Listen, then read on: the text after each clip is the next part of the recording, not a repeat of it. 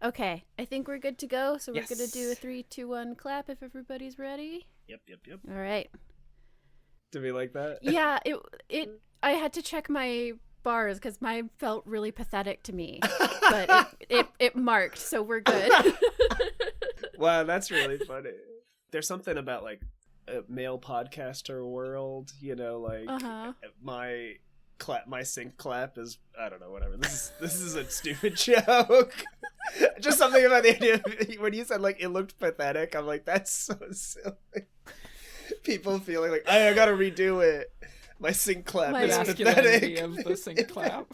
My beta sync clap. Just... Oh, that has to be a post episode singer. I don't want anyone to know I said that. Yeah, it's very fair.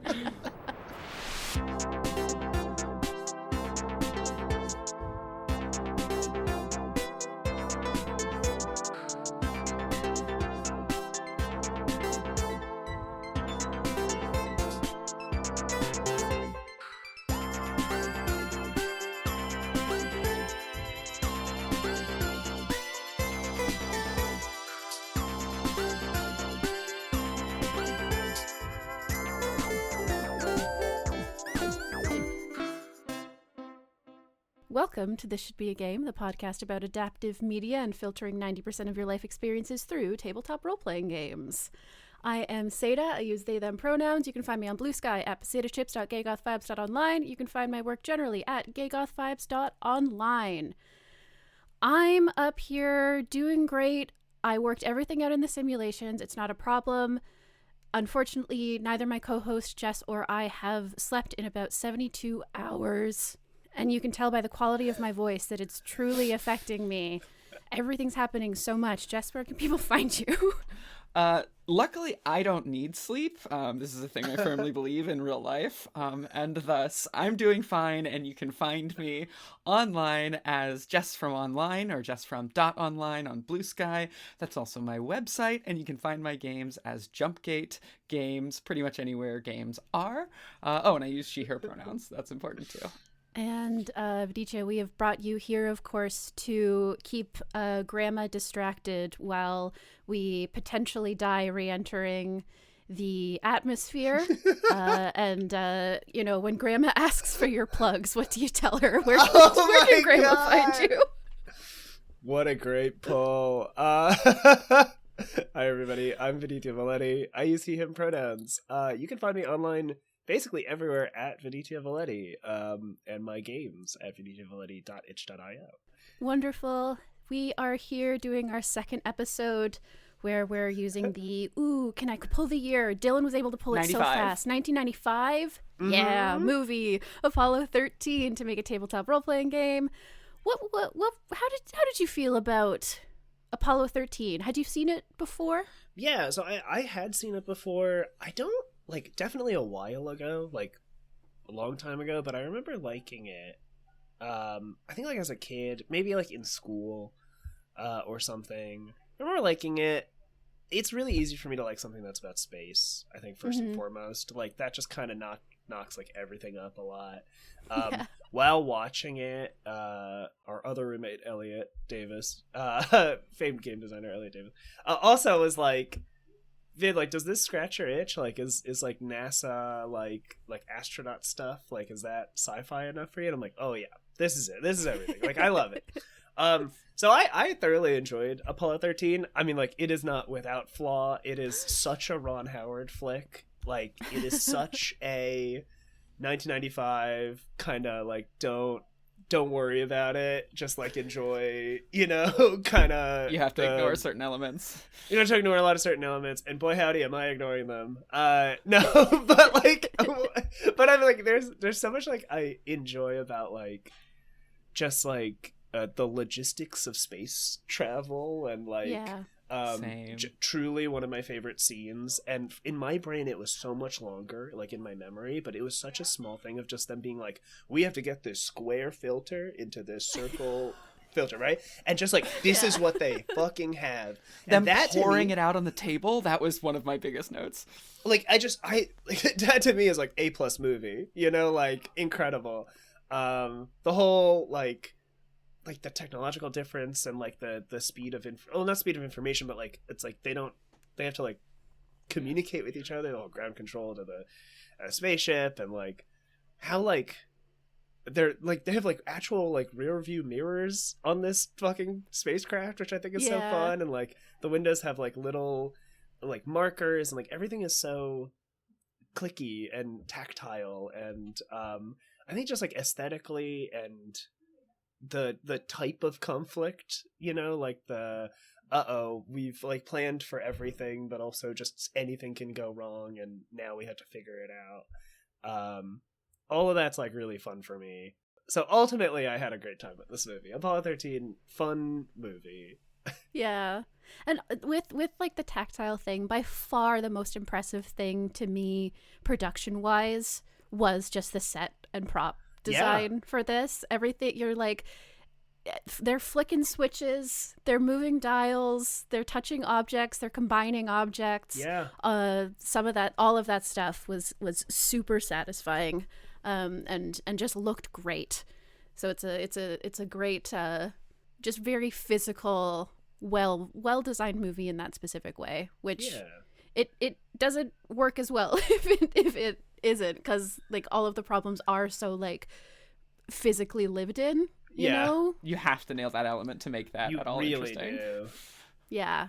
The zero G of it all also, like, I kind of kept forgetting. Surprising really for 95. Well done. Really well done. Like, I kept being like, hold on.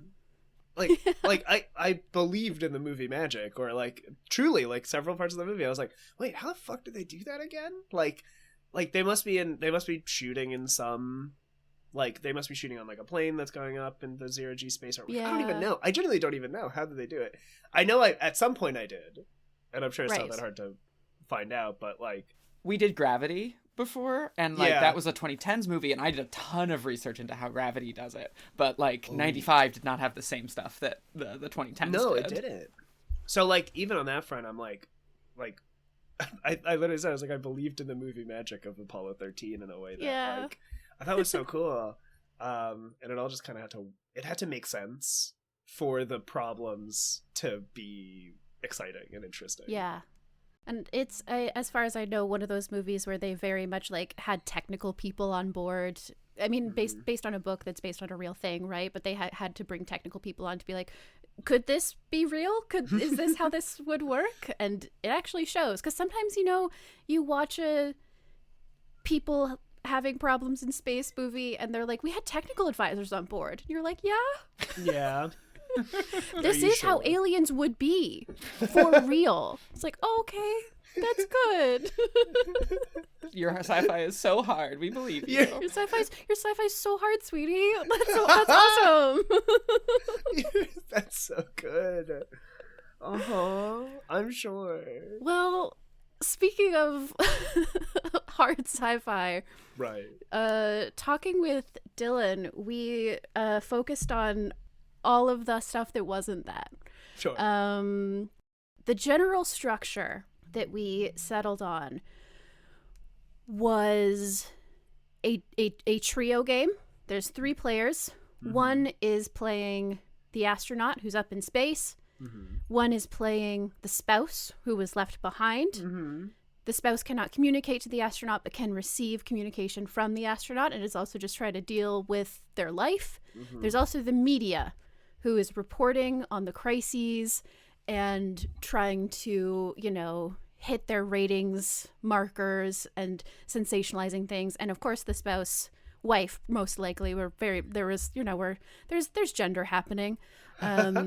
Is like reacting to these things and sort of focused on the emotional experience of the wife a little bit, with being so out of control of this situation. Like, these horrible things are happening that you have no power over, and also your kids still have to get to school with lunch every morning and that kind of thing. And so it's got sort of like a vaguely epistolary, vaguely journal-y type thing leading up to an epilogue where people get to ask each other very simple yes or no questions, even if they're very complex. Like, did you miss me? You just have to say yes. Mm-hmm. And, mm-hmm. you know, are you going to make it home from the next mission? No, kind of thing. Yeah. Telling the story like that. And that's the general structure. There is a lot to explore in what the individual, I think that we spent a lot of time with Dylan talking especially about what the experience of playing the wife role would be, a lot of the like emotional tenor of that. You're accumulating stress and you're trying to roll under it while you're writing your journals and that kind of thing. We didn't talk a lot about what the role of the media was, except that we know they are receiving information and then trying to make the story hooky and trying to get people to pay attention to them without making them panic. Yeah. We didn't talk a lot about what the experience of playing the astronaut role would be. And the way that you talked about the stuff that stood out to you from the movie, I'm really curious if potentially that would be something that would be interesting to you. I'm also just, feel free to go whatever direction you want. But I think that this is a game that is a very different experience based on what your role is. And it wouldn't surprise me if the astronaut is doing a weird, technical, puzzly type thing in their actual gameplay. It's just that the output that they're sending is like, they are essentially giving narrative to the media player and they are giving emotional stakes to the wife player. Yeah. But that is, I think, coming from an input that is different than that. I don't know. There's a lot of room there, and it looks like maybe I forgot something, Jess. Not forget things. If you don't mind, I'm just going to fill in a few details. Yeah. A few other ideas and things we talked about is the idea that there is a lot of journaling on all sides, that after the game you get together and see what everyone was writing, and this feeling of like, oh, that was your experience? I had no idea.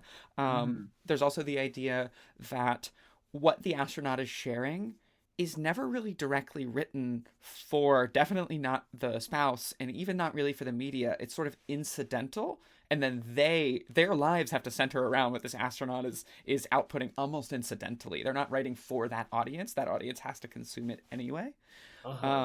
We talked about the media as sort of a game of telephone that is affecting the spouse's stress level, where it's like you're having an output from the astronaut and the media is either sensationalizing or minimizing, and that's what the spouse is reacting to. We also talked about the idea thematically that the astronaut is kind of more in love with the moon than the spouse, and then the spouse, the astronaut is dealing with their feelings about the moon, and the spouse is dealing with their feelings about the astronaut and the media and managing their life.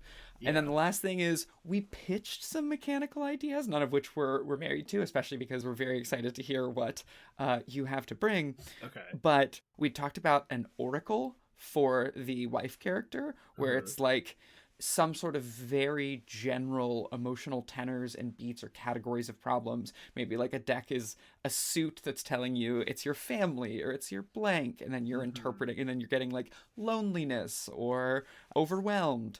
And we talked mechanically about some way that at least one of the inputs to that oracle is coming down from the astronaut and filtered through the media. So I pitched, for example, the astronaut is solving problems by playing blackjack, and then if they bust, that generates a problem, and they send that card that they busted with to the media, and then the media has to get that card in a certain range for it to be the right rating, so they have to sensationalize or minimize if it's not in the range, and then the wife gets that card that the media outputs, and it's an input to their oracle. That's not how it has to work, but just the sort of general thinking that we were talking about is like, how mechanically does what this astronaut is doing output something that then gets received as it passes along?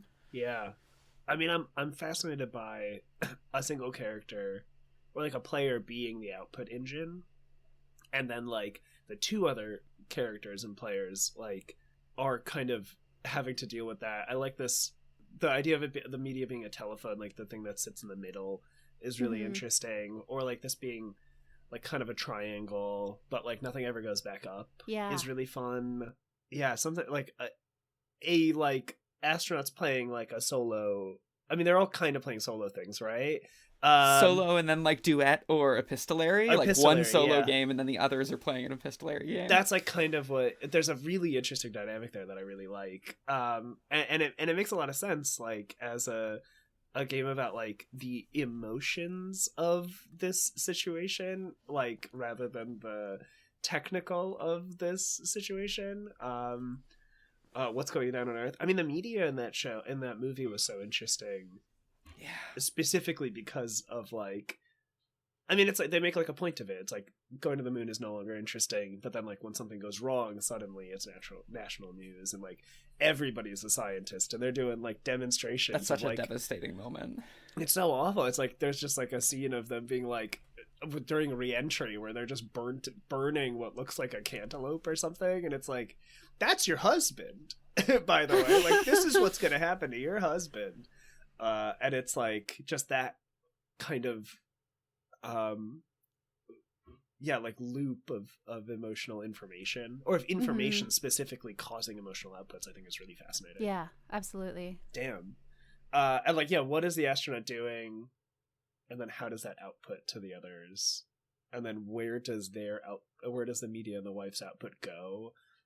There's something fun also, fun maybe, but like the wife kind of has no real outlet, right? Like they just take, absolutely, and then they don't have like a way to release or like kind of impact somebody else. Like that's also what it kind of sounds like, right? Like when they finish taking their turn or do their thing in game, it just kind of leaves, or it stays with them, right? Until, because you had mentioned them, like, and then after the game, then they have to be like, hey, guess what I was feeling this whole time? You had no goddamn idea.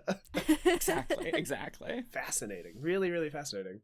Yeah, it's exciting to hear you sort of zero in on a bunch of the stuff that I think we all felt was pulling the game in a cool, interesting direction. There's a nice validation of that, to be like, here, I'm going to deliver the information to you, and have you go, ooh, here's this specific detail, and be like, yes, I was excited about that detail too.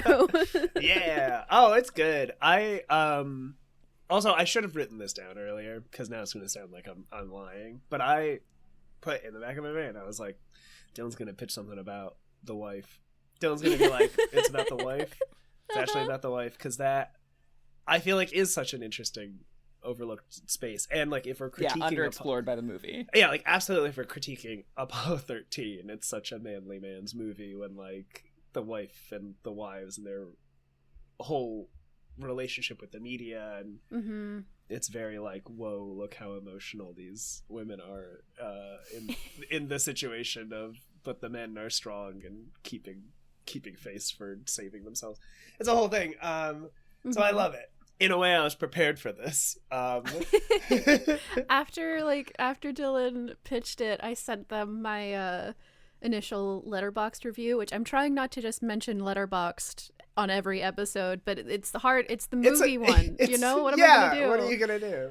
And literally, my Letterboxd review is like 5 lines, and one of them is just, give me the cut of this. I love space, but give me the cut of this movie that doesn't even go into space. Like, I just want the wives, you know, the wives and the people left behind. We were very in sync there. And in your review, also the ground crew, like also like all the people at NASA, which like is a little different than the game we're doing here. But like, I did love that idea of like, you just don't see space as a black box that you just get radio from, and you only see what the people on the ground are doing. Yeah, because the ground crew are also, I love those guys. They're fucking weird. I love them. Okay, fascinating. So cards is an idea. Cards is the thing that we want to think about, we want to work within. So if you want to go a different direction, we totally can. If something else, like if you're feeling some sort of strong motivation about like how puzzling things out as the astronaut should work, we can leave cards. That's just an idea we came in with, and like to deliver to you what was the line of thinking we were in. If you like cards, we can go that direction. I like cards. I mean, So the hierarchy of kind of play of these 3 different characters, right? Like the astronaut being a thing that outputs a thing, but then they're kind of problem solving.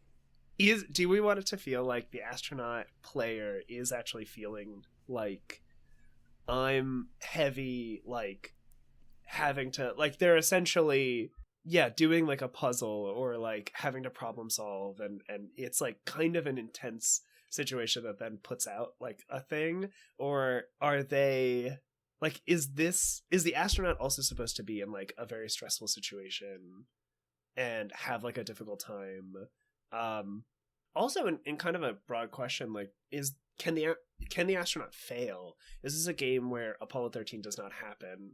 in the movie sense, like they do fail and then they don't come back, or is the end point of the game is that you will come back, which I like both. Like I like the idea that like you will always come back, but then the difficulty. We went back and forth on exactly that question. Okay. And initially it was a sense of like maybe they can fail, and then by the end we were pretty strongly in the camp that they couldn't, because so much of the emotional tenor of this was about distance and reuniting, and like what it feels like to then have to confront the people that you were separate from. Yeah. And so to maintain that emotional core, we would need the astronaut to survive. Something I even talked about was the idea of like maybe anytime like the astronaut fails their puzzle, what fixes their puzzle is like mechanically what sends a crisis down the chain. Is like, and you are a game that is set up that you are just going to fail sometimes. Yeah. And then when you do that, that's when the people who experience the consequences are the media and your spouse, not you. You fail and then you fix it by putting the problem on someone else's emotions. Which is why I find the astronaut role specifically to be such a tricky balance to start approaching, because I want it to still feel a play feeling that is isolating to an extent makes sense, but it still needs to be a satisfying thing to do, like that is the, you know, because I don't want to just solo game. I don't want to just stick this person in sort of, you know, your mythical forever GM role of I have to not have fun so other people have fun, which is, you know, a thing that does exist, but that's a whole tangent. And that to me is a lot harder based on where we stand right now. I just don't have a good grasp of it. And I think one of the things is this is where we figure out how closely we are adhering to the movie, because there is, of course, also the version of this where the astronaut is also just doing their own journaling feelings game, you know? I'm, I think, more curious to explore the three roles being pretty dramatically different, and so the astronaut is doing something that's a little bit more mechanically intensive and maybe puzzly and that sort of thing, and actually having that sort of like crisis management aspect to it. But there are definitely like several different roads to walk down here that I think could all be interesting, but that's sort of where I'm leaning. Okay. I like that too. I like kind of where both of these things of like the astronaut can't fail, because like that's important to kind of the emotional catharsis of the other, of specifically the wife, right? Like I think that's like important that the wife gets to have a moment which is like, ooh, I finally can like hand my letters to somebody and see if they even give a shit, kind of, right? Totally. And like I guess like to deny that is emotionally interesting, but maybe isn't like but like we can go curated, right? It's a different theme. It's a different theme. Yeah. And then and the media is just kind of like a funny little space in between, where I think the media player is probably having the most like fun in a weird way. You know what I mean? We've talked, it's a toxic dynamic, but in a great way. The media's just like, ooh, what am I gonna do now? But I'm the Joker. I'm the space Joker. I'm space Joker. I'm the space Joker. We put a Joker in the game. When you draw the Joker, you become the media.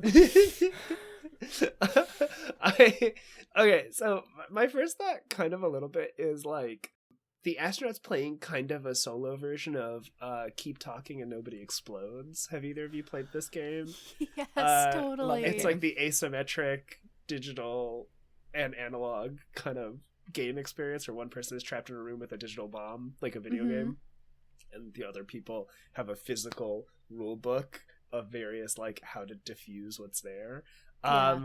And so like my thought is like maybe it's weird like kind of manual flipping, kind of puzzly nonsense, like potentially maybe for the sake of simplicity we do go just like a deck of cards. Like a deck of cards is the through line, maybe the mechanical through line or something, but like the astronaut like flips a spread of cards and then that establishes like a sequence of problems, and then they have to like look through a manual or like figure out weird sequencing to like solve it.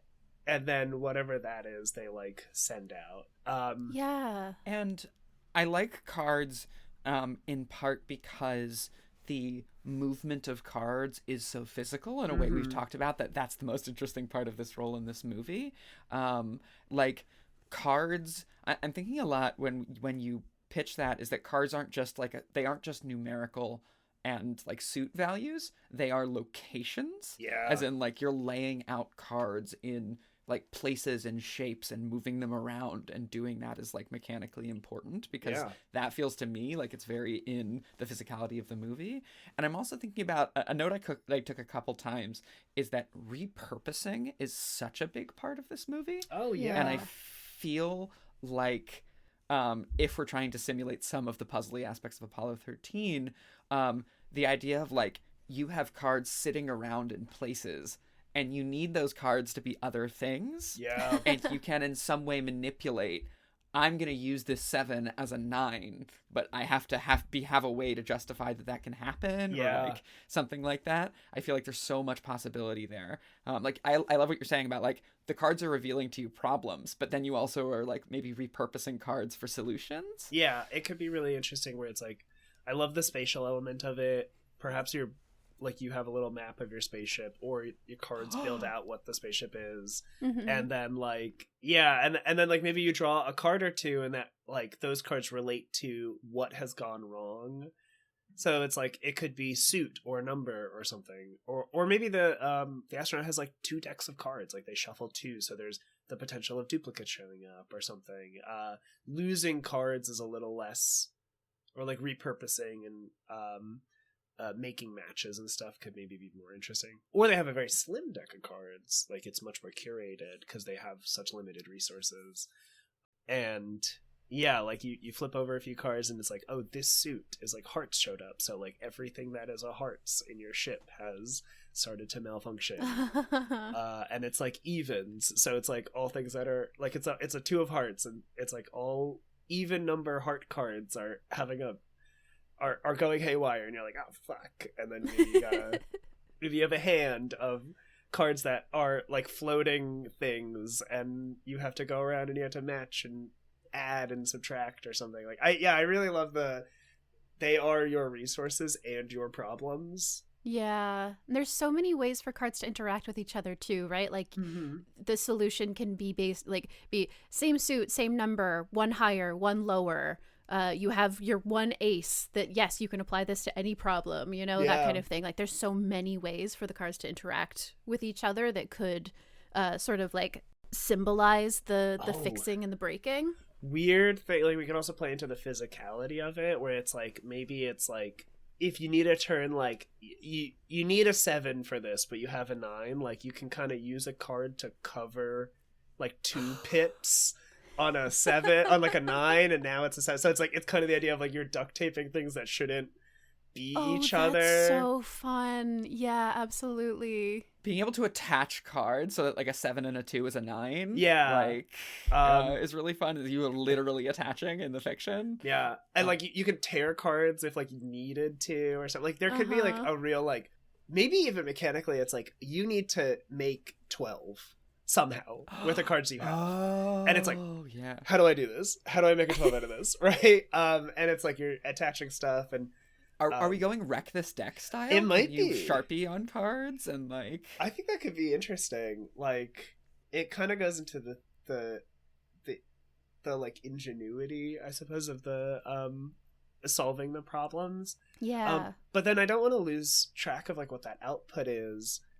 And potentially like it could create interesting outputs where like maybe the output of what the astronaut does is almost physically impossible or very esoteric and strange for whoever's getting it. So it's like at the end of the day, it's like the solution to this is like, I've made a 12 of diamonds out of a single card. Here you go.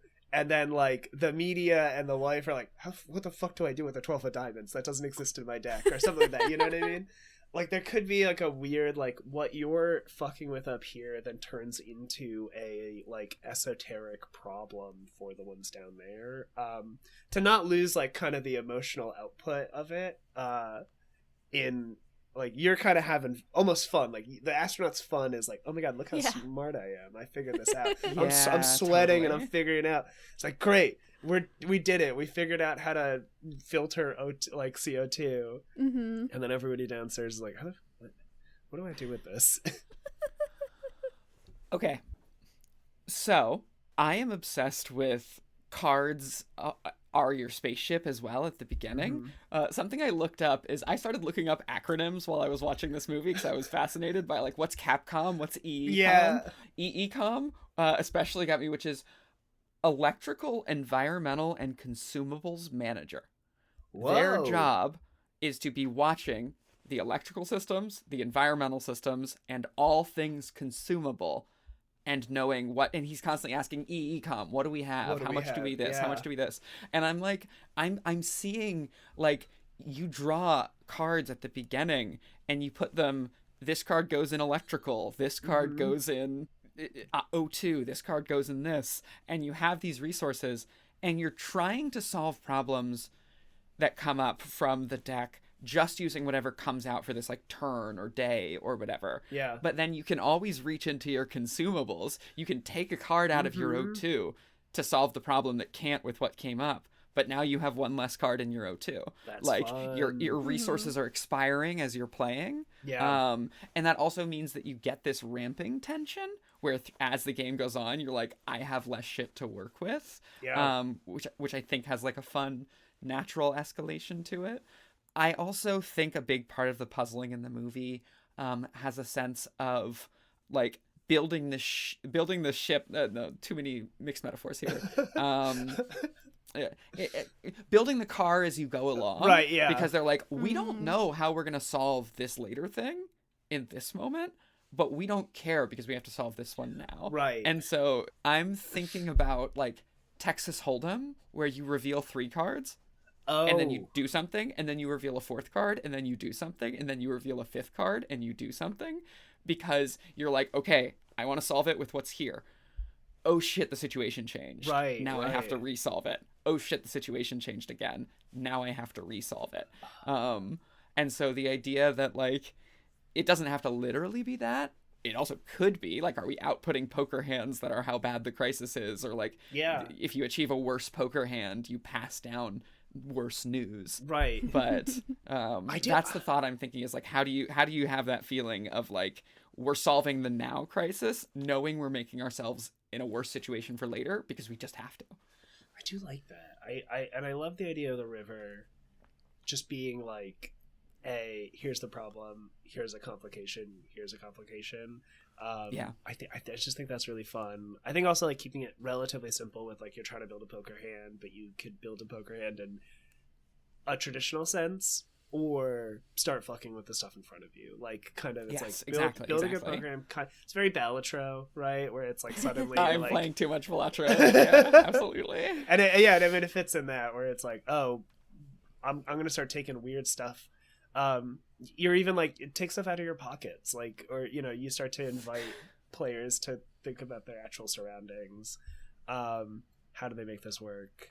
I love that. I do remember having briefly the idea of like something in this game that is just like, yeah, what do you have around you? That is what you're going to start playing with. Yes. That kind of thing. And I think one of the things I'm thinking of for just like sort of giving some structure to what the astronaut can do is essentially a little like a list of moves that you can do. Like you can use a marker for this one, you can rip a card, whatever, and I don't know, probably giving some flexibility in how, like, I don't want there to be something that would be fun to do that is like not accessible because of like resources. Sure. When the thing being done is already so goofy, like rip a card in half. I don't want there to be a thing like, oh, I can't rip a card in half because I don't have enough of my space ice cream left or whatever, but just like giving a sort of list of,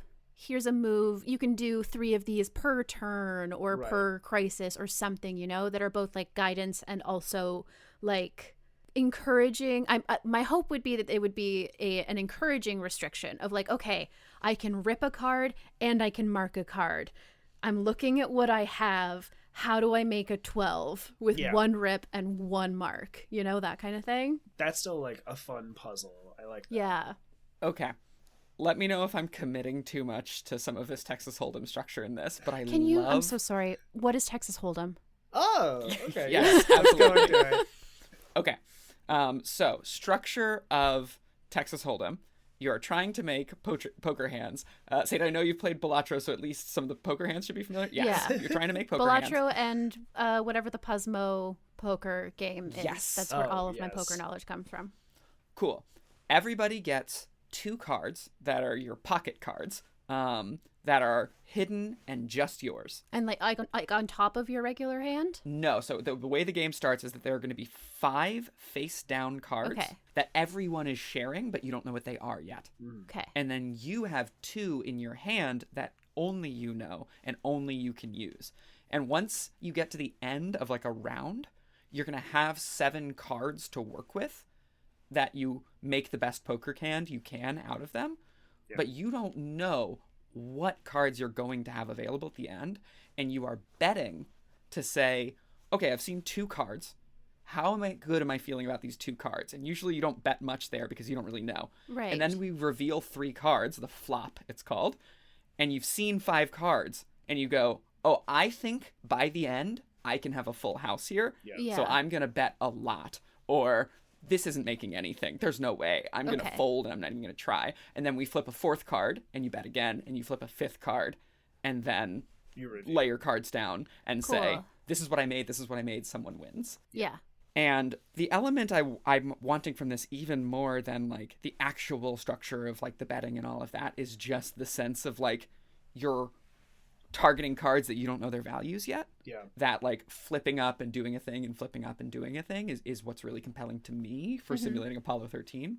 But I loved what you were saying about you have access to a limited number of weird actions you can take every turn. Yeah. And I was already thinking about the metaphor of pocket cards, the 2 that you draw that are yours alone and not face down, are in the fiction just your skill. You have resources, which are the cards sitting around that you can use like outside of the normal Texas Hold'em, but they're consumable. They go away.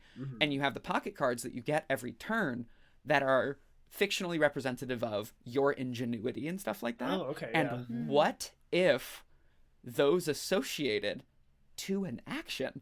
I draw a 2 and a 7, and a 2 is I can rip a card in half, and a 7 is I can mark a thing. And so you can use the pocket cards for making a thing. Like you can use them As for their their- cards, yeah. but that also determines what are my actions. So you get a lot of variety. Like it means we would need an action for every card, but like I feel confident I can bang that out in episode 3. You want to do 52 unique actions? Is that what you mean? Or just no. Numerical value. numerical I think. value. Yeah. Okay. Or it could be suit, so we only had 4. Yeah. But like you get a random set of unique weird things you can do. You have these cards that are showing themselves to you, showing your problem, and then you have these consumable cards that you can spend when you can't do it those other ways. And then that's outputting at the end of flip 3, flip 1, you sort of resolve, what does all of this mean? How did I combine things? What did I duct tape together? And how bad is the situation that we ended with? And then you're passing that information down. Like, I only managed to make a 2 pair. This is not looking good for our astronauts. The media has to deal with that. I made a full house. This was a fine day. This is we good, we yeah. did some heroism. Yeah. There's 2 things that I'd like to bring up. One is just a question of flavor, which is I think that this movie, especially in comparison to some of the other ones we've watched in this series of like the 3 movies we've watched so far, does the best job at highlighting this was a group effort. So instead of Yes. ingenuity, I would love, I think, for it to be support. Yeah. Like people are saying, here's our idea, do it. And second, one of the things I have stuck in my brain is like, so let's say, yeah, the cards that you have in your hand or your pocket or whatever represent these abilities. I would love for the ship to be able to be deconstructed so you can get more abilities. And that represents something like turning the heat off, turning the thing off. So it's like, let's say you have a 3 in your heat resource and you're like, I don't have the 3 ability. I would love to have the 3 ability. Turn the heat off. Yeah. And It's you can not like take just it, the card, you or know? even not the card at all. It is just the ability that the card represents. Yeah. I do like that. And like Love maybe that. you flip it over, so it's like it's not like no longer like it's still there, but like you don't have access to it. And then maybe like later on you could be like, oh shit, like I need to turn the heat back on or something. Like there's like a fun flipping things up and down. But you got to be careful about how many things you flip off, because then like that can also spiral. So that's fun. I like that. I like it. So just so my brain is correct about, because I'm really into this. Also, there's something funny about like it's Texas Hold'em, takes place in Houston. I don't know, you know. Yeah, that's true. Houston, we have a problem. I only have a Texas, we have a Hold'em. Texas, we have a Hold'em. That's really good. So we have a spread of cards that are our ship, like various kind of rooms in the ship or systems in a ship. I like the idea that it's systems specifically. And then like it could be a visual representation of where those systems are, but it also could just be a tableau of what our systems are. And then we have a hand, which is like our pocket, 2 cards, which represent like crew members or help or like mission control. People on Earth, I think, especially specifically, really right? Like mission control and Gary Sinise in the simulator. I could go off on that for like 5 minutes. Oh my god! I mean, that could have just been the whole game. I would have made a whole game that's just about you are the astronaut in the simulator Just who cannot go up. said that. Oh my god!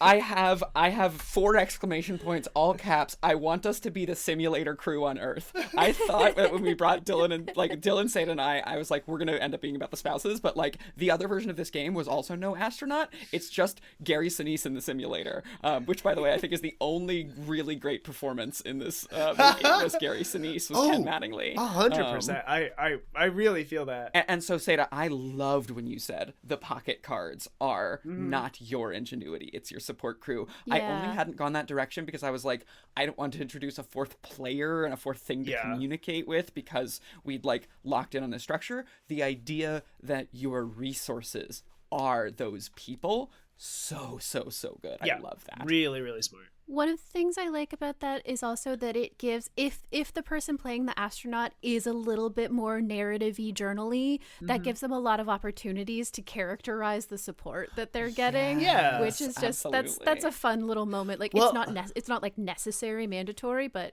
they could. There's also something fun about like then when they get back on Earth, like there's maybe like a fun emotional tension of like, oh my god, I finally, like the wife is like, holy shit, you're back home, but then the astronaut's like, oh my god, Gary Sinise, thank you so much. Like it's like, where's my guy? Where's my guy in the simulator? He did so much for me while I was up there. And the wife is just like, I was racked with fear and guilt. Yeah. Oh, that's and great. And he's thinking about the boys, which is so Apollo 13. Which is so Apollo 13. Cracking open an O2 tank with the boys. They did that. It was a mistake. They shouldn't have done it. That was the problem. That was the whole problem. Don't crack open that cold one. Cool. And then the problem, so what's on the table is the ship systems, and then I have the pocket 2-hand, and then also when a problem starts up, we draw 3 cards for the river, for the flop, and then like we're building the river. And then that's kind of what we build on, right? Like, so that's kind of what the astronaut's doing. And then like they have to make the best hand that they have through using what they have available, either cards that are in the system, burning those, like destroying them or turning them off or something like that, using the actions that they have in their hand. And then by the end it's like, okay, cool, I made this hand, and then potentially there's just like a table that's like, this is the, or like, and maybe it could be variable, like maybe the first card that's drawn determines the difficulty, but it doesn't even need to be that. It's just like, these are the hands in order, and then this is like how good you do, and just every time you have to make a good hand. Yeah. Something I like about it being poker hands is that you almost never get the royal flush. Yeah. And in this movie, nothing is ever fine. Yeah. And so like a royal flush is fine, and anything below that is like okay enough. Not great, bad, really bad. And so like you have this sense of like you almost never get to the totally fine state. You're always passing along. It's a question of how bad is the news. How bad is the which news? is, I think, what this movie is.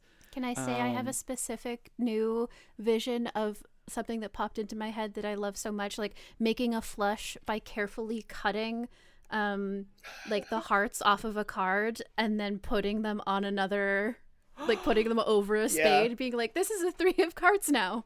There we go. Love that. I have a flush. And like I think that's perfect. I think that also, like, at the end of the game you take your whole deck and like you just, like, the deck is the ship, right? Like that's like, so you start with this thing that's what do like you get home with? Perfectly, like, you know, it's been scientifically proven to work, kind of like, or it's like the best that they can, like, this is a structural deck of cards, and then by the end of it, it's 52 like cards. They're perfectly balanced. And then at the end you're like, oh my god, this deck is fucking horrifying. And we do have to give people the option to burn at least a couple. They do. Safely, you know? Yes. That's an important part of re-entry and that kind of thing. It's one of the biggest threats from the simulator is burning up. We do have to... I truly cannot imagine what the benefit of that would be during the game, because you want all your cards, but like we got to let people burn some cards at some point. You know, not that we could stop them. Like, that's maybe, you know, players do whatever they want. We can absolutely find a way. It could be something, maybe like, oh, I love that, because maybe it's not a benefit. Maybe it is. It's a problem. It's specifically maybe re-entry, is that you have to have the X amount of cards. last game is like, it's harder. You're gonna burn at random one of the cards that are on the table. You have to burn, or like your heat shields need to be like, you will burn this many cards, literally. Make sure you have enough heat shields to get through that.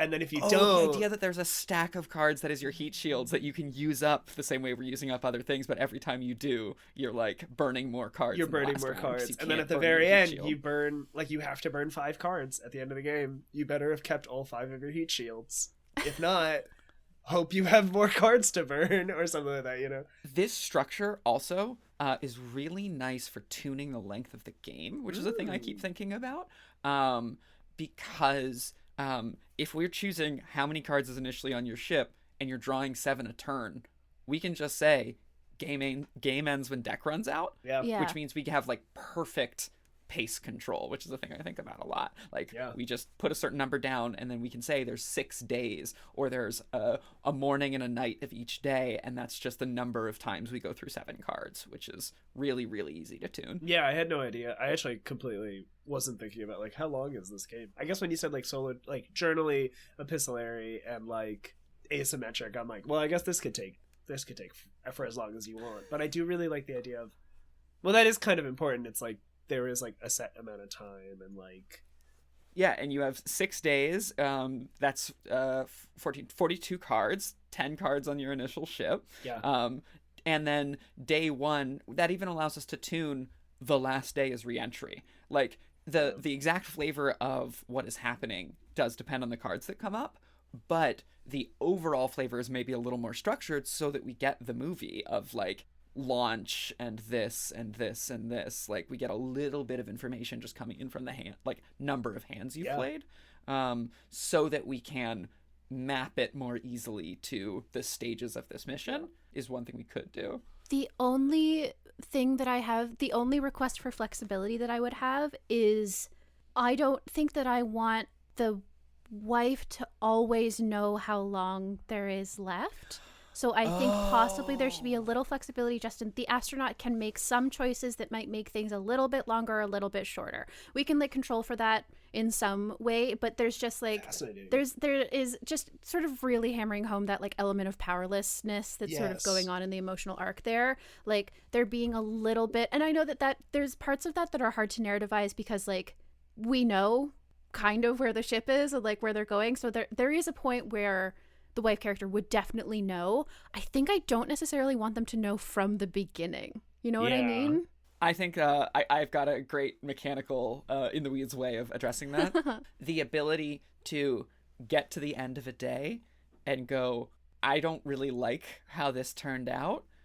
One of the powers that can come up in your pocket cards or resources is shuffle what's on the table back into the deck and draw 5 new ones. Oh, yeah. And that's a new day. like you extend the mission, you choose to stay longer in space, which is like a thing that like sucks for the wife, and the wife finds out like you made the choice that is the one where you stay another day in space to solve a problem. Or maybe even the first time, like you do the flop and you can just go, well, this sucks, go again. But that adds another day, and you send down that day. That when you do that reshuffle, that's not start the day over, that's today was I'm gonna take a longer trip around the moon in order to gotta fix my alignment. But we can't spare the fuel. But if I just do one more rotation around the moon, we'll have the energy to 100%. I do really like that. Face guard. That way it comes up enough, more than once. That gives us a really easy way to knock out 3 things a pocket card can do. Yeah, it's like you can either shuffle things back in, you can reset a day, you can take more cards out if you did want, like, even the uncertainty of, like, you could come down sooner than you would, or you could come down later than you would. I really like the idea of there's, like, an ambiguity. Yes. There's, like, you should know how long this mission is at the start of the game. Like, there's a certainty, because, like, narratively, right? It's like, I'm going to be up there for a week, right? Like, or like, this is going to be 3 days. The flight plan is exactly this many. Yeah. And then the somewhere in the middle shit gets real wonky, and then it's like we're now at re-entry, or they're like a day off from re-entry or something, and then there's like a strange amount of certainty with like that, which I think is also like heightened, right? It's the like, oh my god, like they're almost here, but this final thing could kill them right at the end. Like I do like I'm really into that like wonky middle space of like, okay, like 7 days, it's been 5 and you're where are you? And then day 8, oh my god, you're finally landing, kind of thing. Yeah, I like that. That brought up a question that I have that I don't know how deeply we have to get into, but is the first day of the astronauts game a little different? Like, do they just have access to the full deck or something? Like, what changes? Are we starting the game at the moment of crisis, or do we have a day where things are going according to plan, then something happens? Ooh, interesting. Interesting. That also raises a question that we haven't actually talked much about, shockingly for this podcast and who we've got on it. Character creation. We haven't talked anything about like who you are and how you find out who you are. Is launch day an opportunity to do some character creation? Yeah. Do we narrativize launch is where you answer some journaling questions or draw some oracle stuff that tells you who you are, and you interpret, and that's a different structure than what a turn looks like the rest of the game, and we just frame character creation as launch? Maybe there's like, I like the idea of launch day also because maybe that's like, there's only 2 times in the game that you get to actually talk to each other directly, and that's like at the beginning of the game and at the end of the game. Yes. So maybe like character creation. What are your goodbyes? Like maybe character creation could be like you're all kind of asking each other questions. Like it's like a more of a collaborative thing, and then you split. And then like you have a lot of character development like in isolation, and then you meet back, and then you get to be like, oh, you've changed.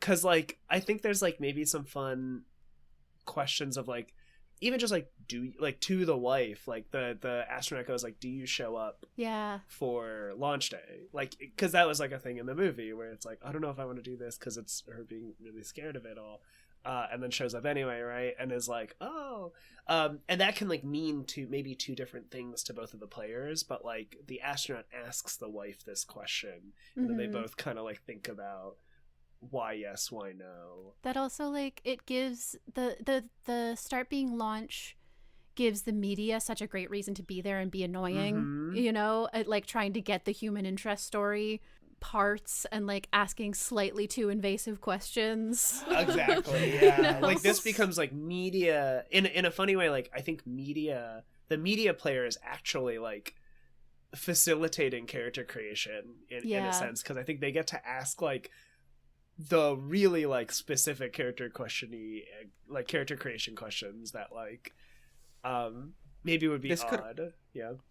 this could also bring up something I pitched for the end that we didn't quite go with last time, which is like public answer, private answer.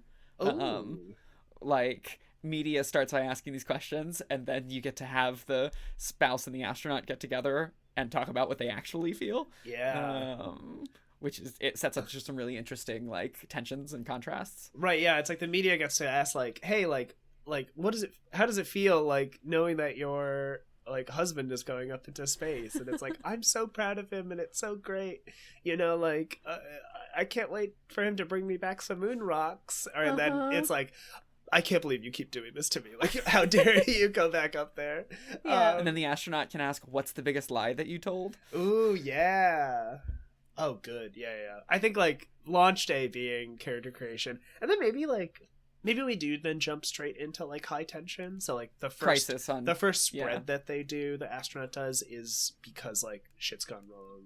Mm-hmm. The first journal the wife does is probably based off of that. But, like, even that, like, jump from one to the other doesn't feel like it needs to be such a, like, oh my god, and then something goes wrong suddenly. Like, I feel like that's not much of a pacing problem. Yeah.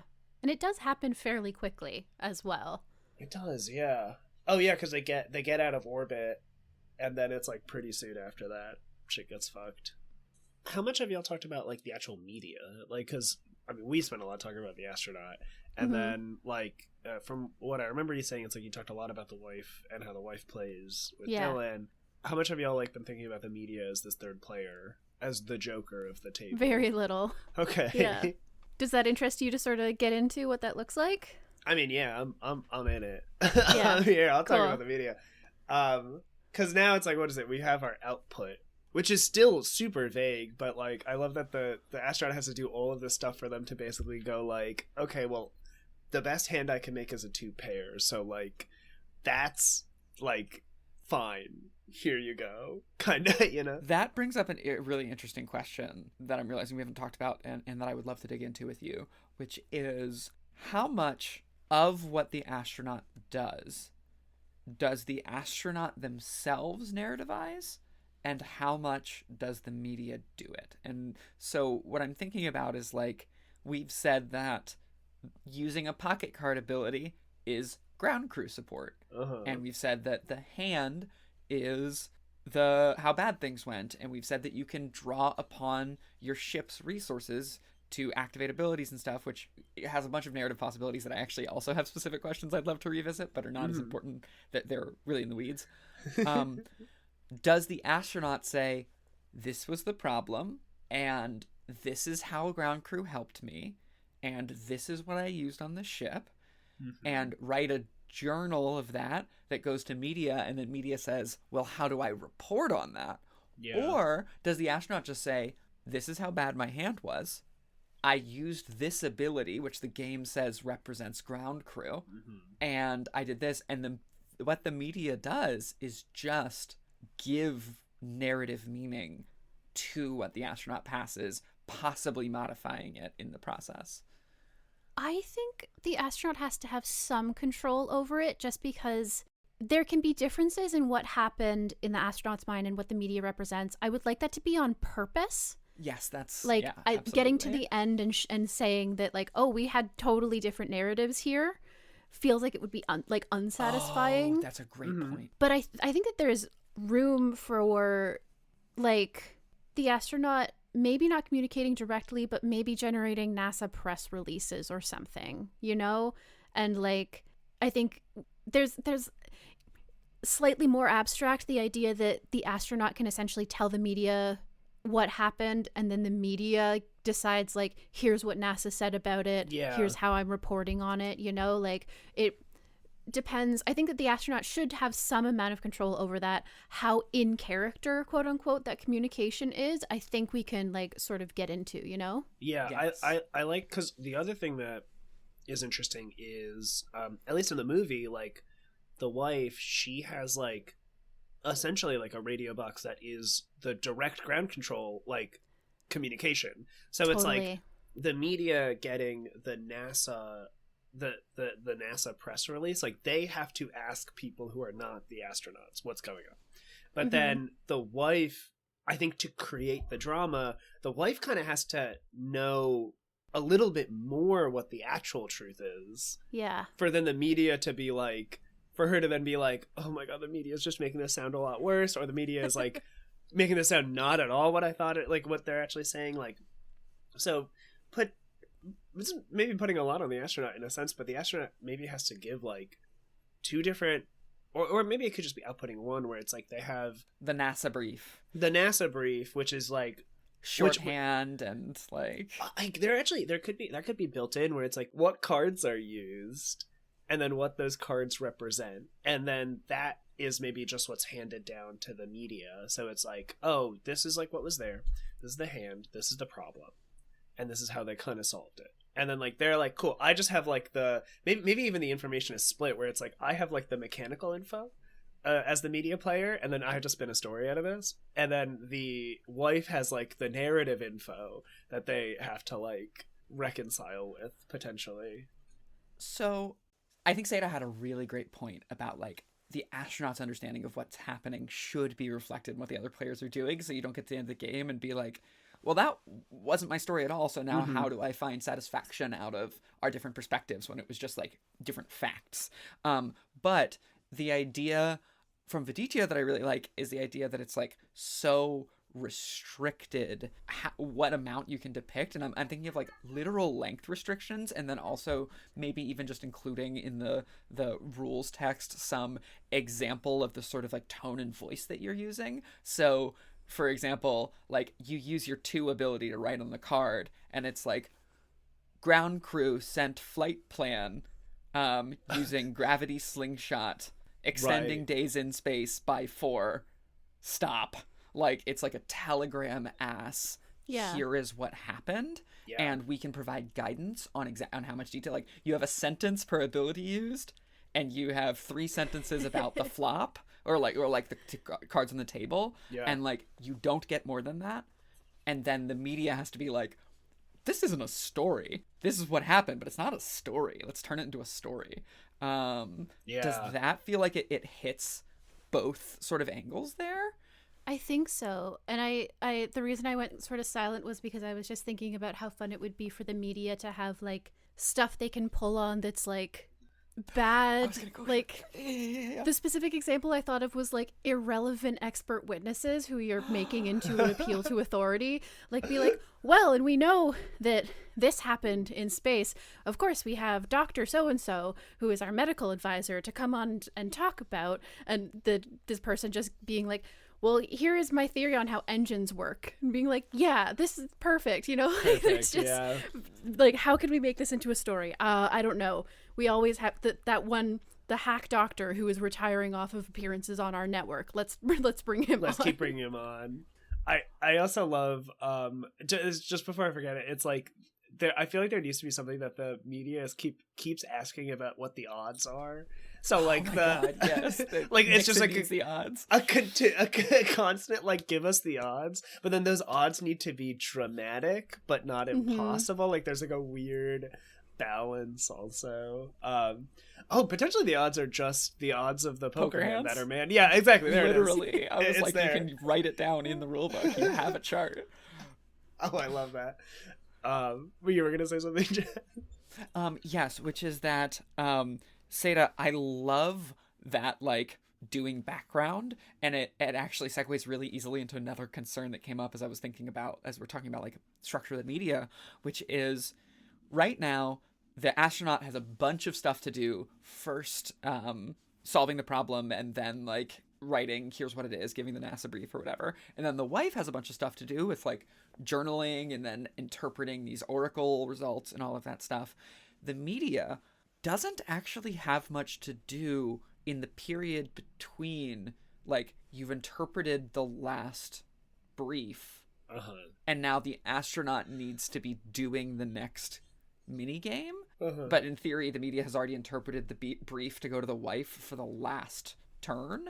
That is a great opportunity to bring in your weird interview, and also all the 24-hour news cycle stuff, you know. Yeah. Yes, something I loved one scene, to one of the few times I think it like really it hits an emotional beat in an interesting way, where they air old footage interviews, yeah, of the astronaut. So like she's watching her husband give an interview that answers the feelings that she is having. Yeah. It's beautiful. And so we have the sort of on-beat, off-beat cycle for the media where their like breaking news is interpreting the brief, and then their 24-hour news is filling that time with background research or assembling a documentary of what happened before the mission, et cetera, et cetera. So the way we get to that player to fill time is adding this narrative, and then the wife has to experience both, which I think is also really interesting. Does that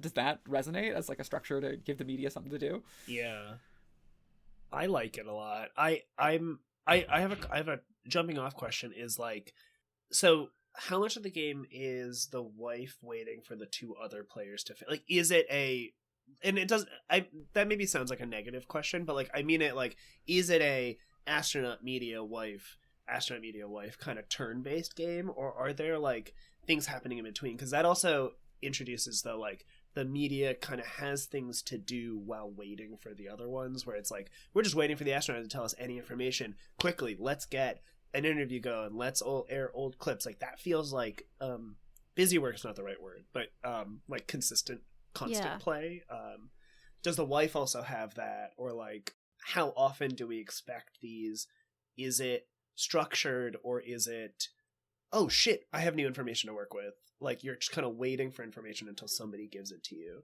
I imagined that it would be possible to do some sort of like pipelined process so that everyone always had something to do, where like the astronaut news comes down and the media is working on that news story and the wife is working on, my daughter needs this thing, and is writing a journal entry. And then while the media is writing something out of the NASA brief, the astronaut is doing the next hand. Yeah. And then they pass down the news story, and the wife is reacting to the news story as they're receiving the next NASA brief, as the astronaut is writing the next. And it's this pipeline moving information down. But I think I felt like the wife already really had things to fill that pipeline in reacting to life events outside of it. And these like really heavy journaling elements, like there are things to fill that wife's pipeline. And I was like, what does the media do? And that's when you mentioned the like background interviews, and then I thought about the like airing old footage, and it was like, okay, that gives the media the same thing the wife has. But I'm realizing I made an assumption about that's how the wife's structure would work. So does that resonate for you too? Yeah, I mean, it's definitely harder, I'm realizing now, because that was how I was imagining it. It is harder with the shorter timeline, actually, because it's no longer like, well, I guess also one thing I should say that I don't know that I've said explicitly, especially because it's sort of the journaling epistolary style game, I haven't been picturing a lot of this as strictly synchronous. Oh, my original vision was asynchronous too, and I think I lost that in how we've been talking about the astronaut. Which totally but that makes everything sense. Easier. That actually makes everything way easier. The problem is, if there are specific timelines that the astronaut has to follow, the wife can't, if the astronaut takes a little while between turns, the wife can't be like, here's 3 days of problems because I want to play this, Yeah. And so it does become a little bit harder to sort of like find stuff to do if the timeline is strict. I don't think it's impossible, and I think that is interesting, but like it'll have to be a little bit more specific, unless the wife is just having the worst fucking 6 days of her life, where she's like, my kid's favorite band broke up, and this is happening, which almost gets comedic. It almost gets comedic. Like you're stressed. But I think that is also true in the movie, right? Is like we have 6 days where the daughter's outfit is a problem, and the son has this school thing, and the grandma is there, and she needs to be kept informed. Like, and the astronauts' experiences are altering all those day-to-day things and upping their stakes. Things that would like taking care of your grandma is like not easy when she has memory problems, but like it becomes so much harder with this in the background. And so it's also about how does what's happening to your spouse escalate everyday problems, is maybe an interesting like question to wrestle with. Yeah, I mean, I think the thing I'm trying to think through is one of the reasons that works in the movie is because they don't spend enough time with the wife, them, I you know? see. So yeah, you're right. You're totally right. and it makes sense that in a time of crisis, a lot of stuff will rotate around that. But because we're thinking about having the wife express so many of her feelings and have to deal with stuff, like, it just we'll need to find somewhere to be either more strict or more flexible on one of those sides with what the timing is and how much is being dealt with. I don't think that that's, again, impossible. Uh-huh. Can we, or does it still fit our idea if there's a little more back and forth with the wife in the media, where like the media is adding a little, like there's that moment in the movie where she's like, no, they're not setting up a live antenna on my lawn, absolutely not.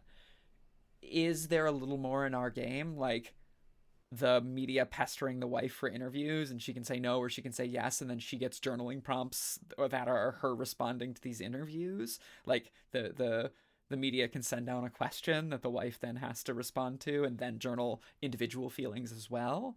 I think that there's definitely room for that. And I think the other thing that I'm realizing is that games are allowed to be short. Yeah. And it's actually okay if each journal entry is one day of feeling. Like that's actually fine. It's just a very specific experience. And Dylan literally talked about how like they were fascinated by the idea of like if the wife's stress gets too high, they're just and like Seda had a great example of rarely having to hand it to Stephanie Meyer of having chapters where Bella was depressed and it was just November and then December and it was just blank pages, and then coming back and being like, well, what were those 2 months? And so the like Dylan was like, I love if maybe the wife just like doesn't write something and then the husband gets back and like has to see like my wife was just so stressed that nothing happened and then suddenly we're back in their life.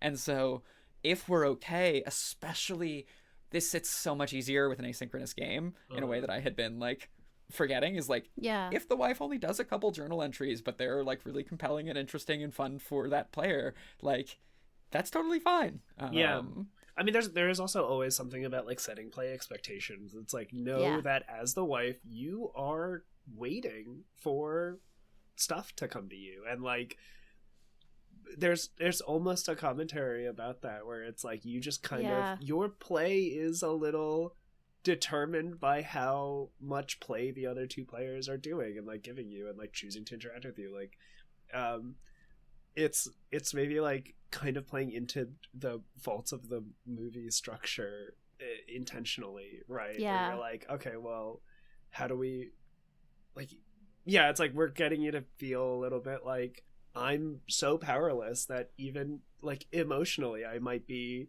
not getting enough to write in this game where I am a major focal point of this game.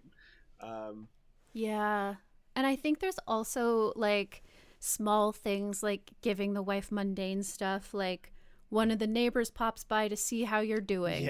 You know, one of your kids comes home and is like, I'm being bullied because my dad might die in space. Just like more mundane things to like that are optional, you know, like, hey, are you really invested and you want to explore more of your character's stuff? Here's some things that could reasonably happen in a day that aren't a huge crisis, you know? I mean, there's also like, I was always surprised by how many people kept showing up. I mean, even like the youngest kid was like constantly hosting. She was constantly hosting in a way that I'm like, oh, that's fascinating, right? Like, she's also like, I just can't be alone. And so like that could be a major loop of her character is like, okay, while you're waiting for more information, it's like you're almost playing what am I like suburban, just kind of like, here's like I'm hosting a party and then like you, the wife character, fleshing out like this insane cast of like, or this like huge list of like side characters that nobody knows about. It's like, it's the like you are kind of building the wives of all the different astronauts and like totally. Oh yes. And you being responsible for also developing like her social network and the experiences of the other wives, not just like your lone perspective, is really interesting. I think like something about like, it's like like the families of the people, like if in a funny sense, like the astronaut also has now encompassed a bit of like the NASA brief, or like the hand represents ground control, and all these people, like if the sole astronaut player is kind of responsible for the greater NASA content, a cast is the word I'm looking for, then like the wife can also be responsible for the cast, that the is full cast of social network. Yeah. Just, and like the media might be bringing in expert witnesses and background stuff, you Yeah. know, like everyone's sort of developing the different parts of the world, and the wife and the media could have great crossover there with some really like fun dramatic narrative stakes of like, hey Betsy, just leaning on the fence to your neighbor, saw you on the news. Exactly, yeah. There's also like maybe even the fact that like the wife had like Buzz Aldrin and Neil Armstrong like at her little house, like that could also be a part of the wife's purview. It's like, yes, here are other fucking astronauts, people who have come to support you. Yeah, that's just screaming for a table. It's like, screaming for a table, yeah. And then like it could, I love the idea of like, but then the media can also pull from that table and be like, we've reached out. And like that could also just be player interaction, right? Like the media goes, hey, we're reaching out for an interview, and then you, the wife, need to hand out something or roll to hand out something or whatever, right? And then they get to play with each other in like kind of a fun way. So we talked about targeted ratings, and I'm now thinking about, we talked about like you have to reach these ratings, and now that we had this like sort of like 24-hour versus breaking news, if we're like doing that exchange and we have these like background and fill time, what if interpreting the NASA brief isn't where you change ratings?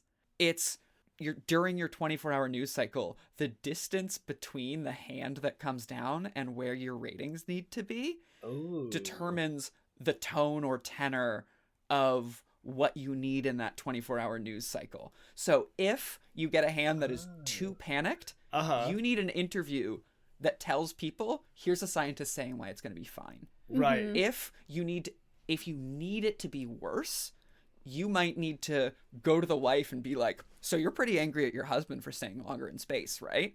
Like we use the delta as what you have to use that 24-hour time to do, to either lower the panic level or raise the urgency and create conflict. And so the more big the leap, the more you actually have to also lean on the wife character to be like, I love this. Like, I need to create conflict here. Give me something juicy. I love this. This is a small tangent, but a thing that I kind of say, I don't have this anywhere officially, but I have a thing where like game design only needs 3 bars. There are only 3 bars that you ever need to make a game. 1 bar that goes up, that like 1 bar that goes down, and then 1 bar that fluctuates, that goes up and down. And what you do with those 3 bars is game design. Like you can make any game if they include all 3 of these bars that care about whether or not one hits this way, one hits that way, like whatever, right? And we've basically done that. Is like the astronaut Ship has go down, a bar, stress go up, stress rating go in the up, middle. rating in the middle, and so we've hit it. Like we've made That's games. awesome. Absolutely. And so like as so I've been saying this, I just like throughout the last like few years, I just go, and we hit our 3 bars, like for so many different situations. Like I like teach this. I've started teaching like undergrads. I go, yeah, like game design's pretty easy once you know the 3 bars. So great. I love the fluctuating TV bar. I think that's really fun. I love the like you're manipulating it. And also like there's I think there's also something kind of fun about, because I think like the media being kind of just the Joker, kind of evil, is really fun, but like in this idea of they kind of have to play the field, like they have to like you manipulating and figuring out the vibe and the emotional resonance is like I think there's something more exciting about like you don't want to just incite panic, or you don't like, but you do kind of need to incite a little panic. Like I like actually more of a balance than just like you are the villain of this trio. I think just creates like a bit of nuance to a character, to that player, than just poking and prodding. It's kind of like how the movie just has the constant threat of budget cuts at NASA, right? Like it's kind of similar for this news network that's like, we care very deeply about reporting this. And also. Yeah. Because there is something, like, interesting about that. The media is also still, like, expressing information. Like, they're still, like, teaching people how things work. And it's, like, it's still, like, kind of, you know, it's everyone's first line of, like, where does this information? And, like, it is kind of their job to do that. And I think to put a player in that situation of, like, you have to, like, how willing are you to get the rating? I think is a fun place to be. And there's just so much room for that to have, like, interesting emotional narrative effects for how the wife player and the media player interact, you know, and just letting them decide the tone of, like, the wife being like, I don't love the old interview. Like, you aired an interview where my husband talked about his ex-wife a lot. And I know that was, like, cute for you. It sucked for me. I don't really want to answer your questions. And, like, just letting them kind of figure out, like, what the balance is there is so fun. Does the media player have a point of view, or are they entirely a kind of, like, amorphous cast? Oh yeah, during character creation, do they have, like, a personality? Yeah, I guess I have been thinking of them as sort of like, what's the word I'm looking for? The synecdoche of you are the media, you know? Like, you can play different reporters. I wonder how strict we want that to be. Like, is it one network at least, or is it, like, the broader? Yeah, they could all have of them? We could, during character creation, give them sort of, like, a tone of, like, what is your network known for? Are they known for this? Are they known for this? What is how scrupulous are you? Like, oh, that's kind of interesting. Range? Like, how much are you willing to sensationalize? Yeah. Even, I wonder if it's even, I don't know if this is direction. I wonder if it's, you are a show, like, you are 60 Minutes, you're a late night talk show host, right? You're the 60s TMZ. right. Like, and I do think that a lot of that makes it, like, sorry, a channel or a network or a show is, like, a really good size. I like just to hone it in. I could see, like, and then maybe you as the player could balloon out, like, you can start to do. But I like how we're starting with, like, wife, astronaut, and then maybe, like, network or show, and then, like, as you build out the cast of the greater media sphere, it kind of balloons. You can move your perspective around. But, like, something about maybe even a show, because, like, they keep kind of cutting towards, like, in the movie, like, a specific, like, news broadcast. It feels like we see, like, 3 distinct types of, actually, now I'm thinking about the movie, it's like we get, like, a late night host that kind of jokes about it. We get, like, a news reporter who's, like, really talking about it, and I think we get maybe, like, 2 different types of news. I'm trying to remember exactly the faces, but they all kind of blur together. Yeah. But it's like there are, like, slightly different vibes of, like, what's actually on the TV. That could also be, like, we talked about the 24 hours versus the breaking. Is like, you start out with, like, the show that you know that you are breaking news as, and then as you need to manipulate how exciting or worrying the situation is, who's the right person to do that? Like, you get some narrative control as, like, okay, we know who we're reporting breaking. We're Walter Cronkite. Yeah. But, okay, well, we need to really sensationalize this. Let's go get TMZ to do a report. As you play that bar, as you're like, oh, we need to build this up. We need to break this down. Yeah, I like that. And that does the same thing the wife does of establishing a cast of characters in the form of a cast of shows and networks. Yeah. That sort of pop up as they need to pop up. Yeah. Oh, and then there's something fun about the media player then getting to show the astronaut at the end of, like, kind of like in the movie. Oh, here's how we've been reporting on Here's you. how we've been reporting you. It's like, oh my god, like, you never actually aired that broadcast that we did at the beginning.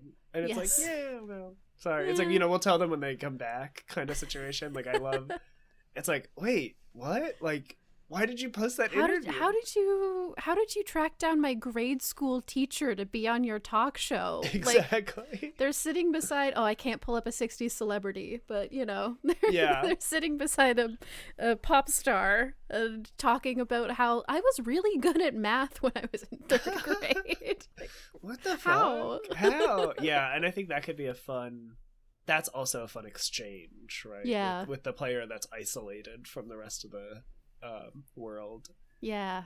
Okay, yeah. Because also, like, a reason why I was asked, like, is there a singular character, or can there be? Because, like, outside of the scope of Apollo 13, the movie, but within, I think, the scope of this kind of movie, is, like, you know, like, maybe individual characters that represent the media and their relationship with the wife, where it's, like, one person's, like, just really an asshole to her, but then maybe there's, like, a cameraman that's, like, I don't like what we're doing to this lady, you know? Yes, and, like, that absolutely. to me it feels so, like, in line with this style of film that's, like... That's the mega game version, you know? Yeah. There's a whole cast of wives. There's specific reporters who have specific angles. Exactly, There's all the astronauts. We're gonna need like a segment noise for the mega game version, just like we have table time. We're gonna need we keep doing like 3 or 4 different episodes, and this is what the mega game version. And this is the mega game, very important. We should be designing mega games. Yeah. I have just one in the weeds thing that I want to throw out there while Viditya can respond to it because of the specific game design brain that you have, even if we don't settle anything here, which is that you talked about the odds, and there's such a fun association and possibility, I think, here with the media's necessary level of sensationalizing and the literal odds of poker hands has a really fun potential. So, like, 80% of hands are 2 pair or worse. Oh, wow. And then on a 7 card. Yeah. And then 3 of a kind leaps from, like, 2 pair is 3-1 odds, and then 3 of a kind is 20-1, as is a straight. And then flush and full house are like 32-1 and 37-1. And then there's a whole nother echelon of 4 of a kind being 600-1, which actually gives us a really mathematically built-in range of like, what if ratings that you need are 20-1 to 40-1 odds? You need a 3 of a kind to a full house, and you're always trying to get in that range, which also like literally communicates narrative urgency in the odds that you're reading on this. Like, we're looking at like a 20-1 that they can solve this, and you always want to be in that sweet spot that also gives you like naturally 80% of hands are worse than this, but we're cheating. So because we have the resources to draw upon, so we're going to get slightly less than 80, which gives this really like, you end up in this like half and half, whether you're going to be in the media ratings where they need to be.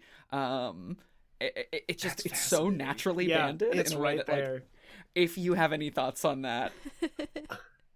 Well, I love that because it's like, now my question is kind of, because we've talked about like what they're doing, but not how they're doing, how the media is doing. Yeah, I was just and thinking like that. So it's like, are they also playing a weird like kind of poker game, but then they just have like, and this is, I don't even know where this would go, but it's like they just have access to the deck in a weird way, or like, you know, or like the deck is split up in really unique ways where it's like, it's not just like a stack of 52, but you separate them by suit, and then like you get to like mess around with like your hand or something. Like I don't know why, like something about like you are given what the hand or you are given a hand, and then it's about manipulating it. So it's like, it's not like you draw something, it's how do you turn this into, like, how do you turn a 2 pair into a flush kind of situation. I had been imagining this like very simple, you just associate the 10 hands to a 1 to 10 and you need to get a numerical like Nielsen rating. Right, yeah. But I love that because it lets us do the same sort of deck manipulation that we do with getting help from your support crew. That is, what do you air in this 24-hour cycle, and different types of interviews can manipulate the deck differently. And so like you can change a number by doing this type of interview, you can change a suit by doing this type of interview, and so you get the hand and you need it to be, because that's so much more varied, because if they give you a straight flush and you need a full house, that's like a much larger, and you get to, that also means you get to choose what you target. Is like, if you have to be in the band from full house to 3 of a kind, it's easier to go from a straight flush to a straight than it is to go from a straight flush to a full house. And so you're literally getting to strategize a little bit just about that's so fun. What interviews get me to the easiest hand in the band I need to be in. That's fascinating. This is such a what a strangely Mechanically, that is so fucking cool. I love that. It's like, okay, Manipulating we need hand to find sizes. someone who can turn a 7 into a 4, which means, check the chart in the book, we need to ask a scientist why this is fine. And then it just creates a situation, and then you get to be like, well, this is what happened, and then you journal about, or you write about like what the interview was, and it just kind of, it almost like action by action gives you like what you did. And that's like, cool. yeah. I also like that because there's, as somebody who doesn't really journal game, I like a solo game that gives me the output that then, like, as I'm doing it, I kind of picture what's happening, right? Totally. Rather than a journaling game that's just entirely, like, here's your prompt, and then I, like, have to go build off of it. I enjoy Absolutely. a little bit more of a, like, I get piecemeal what happened, and then I get to synthesize rather than I get the broad, and then I have to create. So that feels, the media feels like a solo game that I personally would enjoy playing in a way that I think is really fun. Yeah, that's cool. This was fantastic. What a strange. As soon as Dylan was like beautifully sort of darkly being like, this is gonna no way, he's gonna hate this. I was like, hate this. Something crazy is gonna happen that works here, and I'm very excited. Not a direction that I would have been able to do. That's the whole point. That's why this podcast exists, is to have people on who inspire things to go in directions that they simply would not if someone else had been here.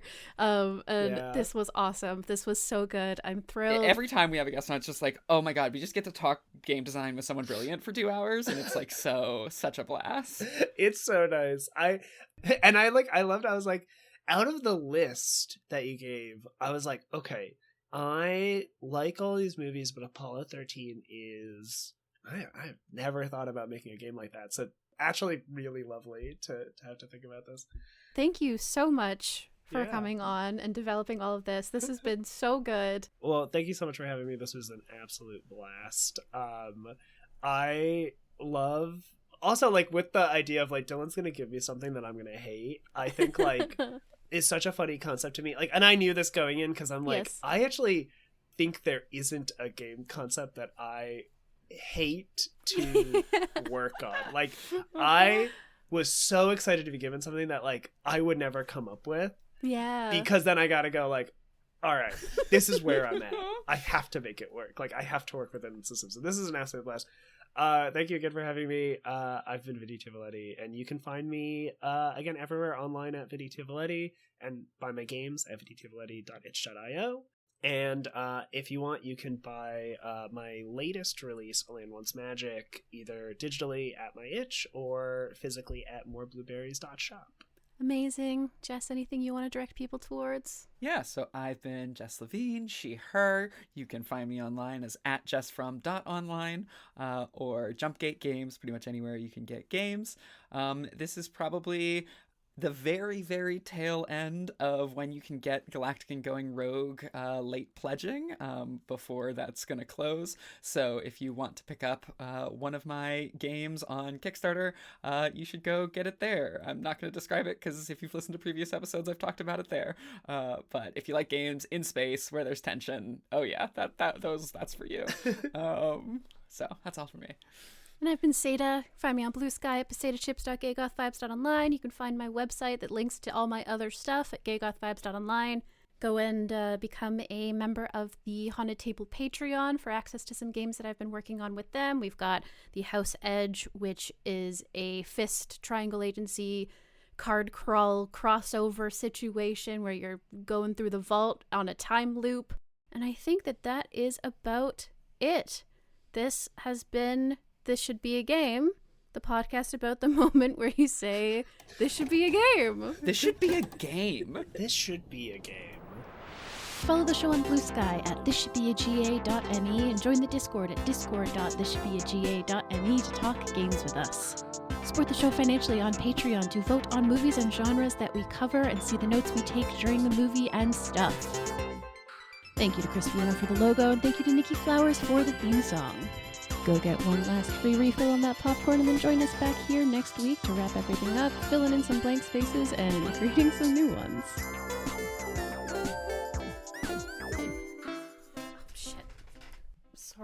delivery.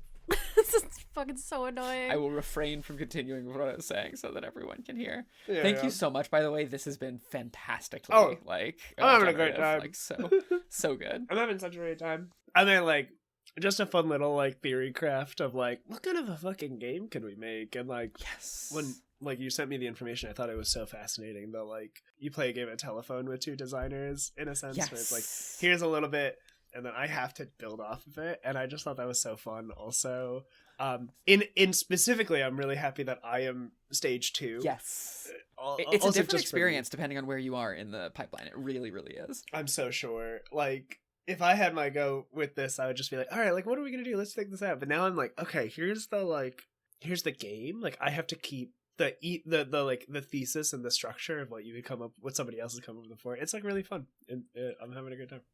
I tenderized my hands too much. Uh-huh. It was They were too soft. Oh Clap my ended up God. soft.